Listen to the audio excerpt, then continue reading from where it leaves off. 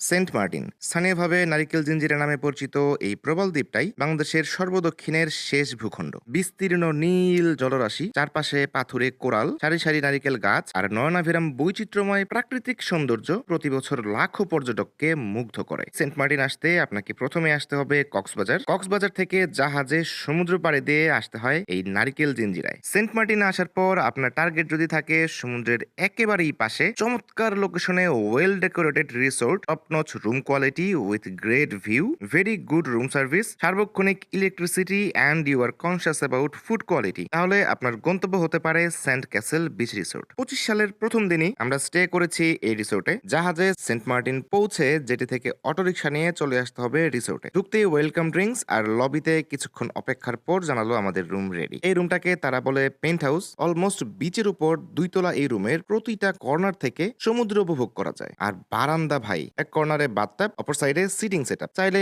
এখানেই ডুবে থাকতে পারবেন। আর সত্যি বলতে বারান্দার ভিউটা আপনাকে মুগ্ধ করবেই। মনে হতে পারে সমুদ্রের উপরেই কোনো একটা বারান্দায় বসে আছেন। এছাড়া রুম এমিনিটিস, ওয়াশরুম, রুমের পজিশন, ডেকোরেশন অ্যাকচুয়ালি দারুণ, ট্রু প্রিমিয়াম যাকে বলে। বারান্দায় বসেই সেরে নিলাম লাঞ্চ। একদম রুমের বারান্দায় দুপুরের লাঞ্চ, প্লেন রাইস, ভর্তা প্লেটার, শুটকি ভর্তা, টমেটো ভর্তা, সিম ভর্তা, চিকেন ঝাল ফ্রাই, ডাল, রূপচাঁদা মচমচা ফ্রাই করা, সালাদ।